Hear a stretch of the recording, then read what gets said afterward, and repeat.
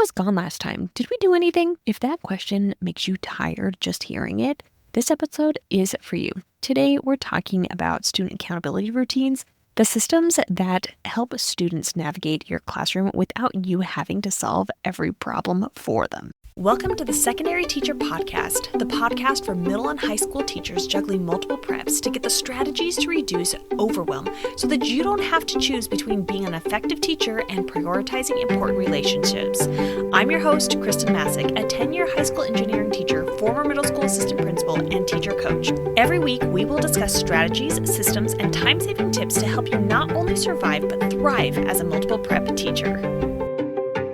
Last episode, we went deep on classroom management routines, specifically how class starts and what students do when they walk in. Today, we're moving into the second category, student accountability routines. Or honestly, I think a better name for them is student independence routines, because that's what they're building, not compliance, independence. And if you're on my email list, pull out the exemplar I sent because we're going to reference it today. If you're not, no worries, I'll tell you where to get the full planner at the end. During my first year of teaching, I easily spent the first 10 to 15 minutes of every class period answering the same questions. I was gone last time. What did I miss? Did we do anything important? Can I make up what we did yesterday? And I didn't have a great answer. I would just tell them, explain it, go find papers, reteach directions, and then do it all over again next period. Then I walked into a colleague's classroom one day. She was also a first year teacher, but she only taught English 10, same class all day long. And she had this laminated monthly calendar hanging on the wall covered in Post-it notes. I asked, "What's that?" She said, "Every day I assign a student to take notes on a Post-it. They stick it on the calendar.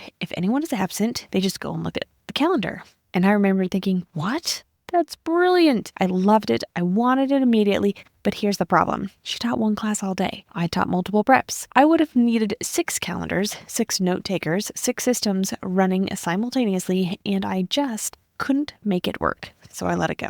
And then I overcorrected, because that's what I do.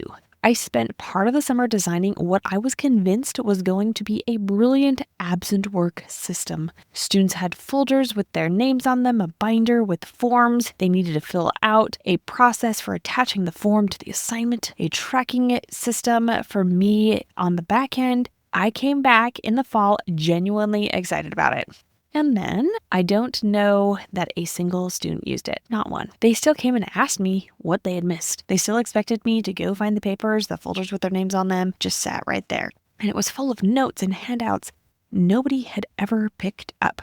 Things that would have actually helped them, just sitting there, untouched. And here's the thing I realized when I looked at it. I had already changed my labor policy by then anyway. So the entire system I had built over the summer, the forms, the binder, the folders, was designed around a policy that no longer existed, because what I figured out during the school year was that the real problem wasn't late work. It was that the assignments coming in at different times broke my ability to grade efficiently. I like to batch grade, same assignment all at once. When papers trickle in across 3 days, that whole system falls apart. So I simplified the policy, and suddenly the elaborate tracking system was solving a problem I didn't have anymore. I had spent the whole summer building something nobody used to solve a problem I eventually stopped having. That's the thing about overbuilding in July. You're solving for a classroom that hasn't happened yet. Eventually, I landed on something much simpler. Students check the LMS first. Then they check the extra copies crate.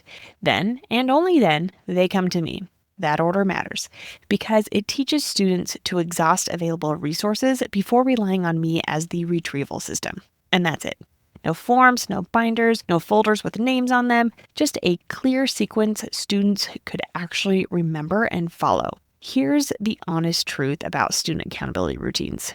Every time a student knows what to do without asking you get a little bit of your mental energy back. And teachers already make hundreds of decisions every single day. The more small problems students can solve independently, the more capacity you have for the decisions that actually require you. That's not about being rigid. That's not about compliance. It's about teaching students to advocate for themselves. And it's about protecting your own cognitive load in a job that will drain it every chance it gets. Here are 4 routines every secondary teacher should think through intentionally. 1, hall pass procedures.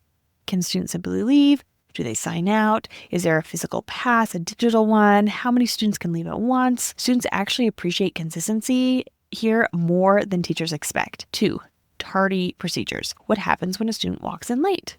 Do they check in somewhere, grab materials quietly, join the lesson without interrupting?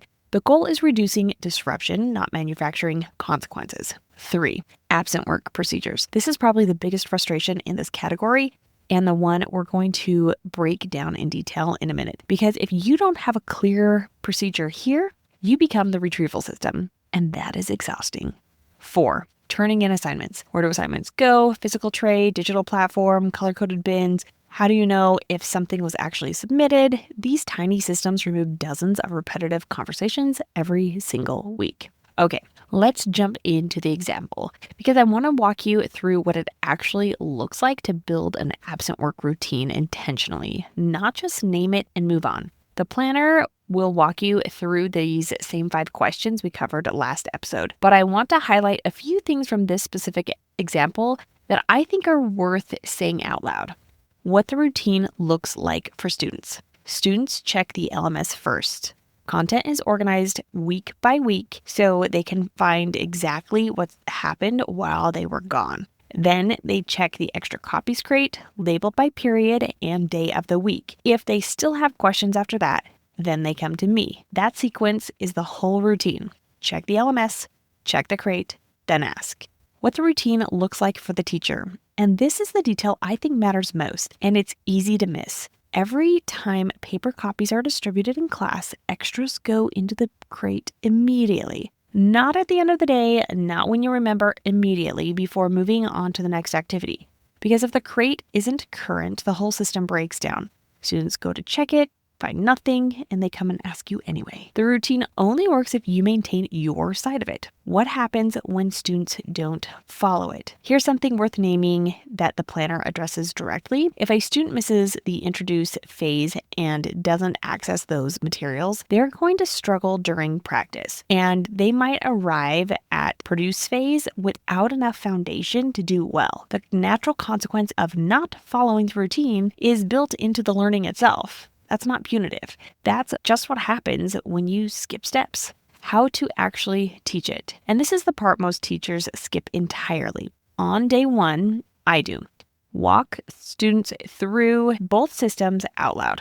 Pull up the LMS on the projector, show them exactly where materials live, walk to the extra copies crate, and show them how it's labeled. Days 2 and 3, you do. Simulate an absence. Tell students to pretend they missed yesterday and show you what they do. And then revisit it after the first real absence of the semester because that's when students actually need it. And that's when the teaching lands. Routines don't become routines because you explain them once. They become routines because students rehearse them. I think about version 1.0 a lot when I work with teachers now, not because it was a bad idea, but because it was a summer idea built for a classroom that hadn't happened yet, solving a problem I hadn't fully understood yet, around a policy I would eventually change anyway. And that's the trap of overbuilding. You spend energy in July designing systems for a version of your classroom you're imagining. Simpler systems, ones that fit how your classroom actually runs, almost always outlast the elaborate ones. The absent work routine I just walk you through isn't complicated.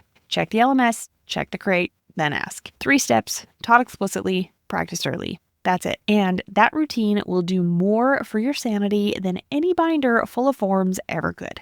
Next episode is our last in this series, and if you're a CTE teacher, an elective teacher, a science teacher, or anyone who has students touching equipment, devices, materials, or software, that one was written specifically for you. Technology and lab procedures, the routines that protect your instructional time and honestly, in some cases, your student safety. Today, I walked you through one of the 12 routines inside the Routines and Procedures Planner. The planner walks you through answering a handful of questions so that you can decide what that routine looks like for students, what it looks like for you, what happens when students don't follow it, and how you're going to teach it. For all 12 routines, not just this one. It's included in the Secondary Teacher Systems Toolkit, 9 ready-to-use resources designed to help secondary teachers build systems that save time and reduce decision fatigue before the school year starts. Link is in the show notes. Before you go, one question. If it weren't in the summer, And if we were in the school year and you had a class where a student missed tomorrow, would they know exactly what to do without asking you? If the answer is no, you found your next routine to build. Finish something that makes tomorrow lighter. See you next time.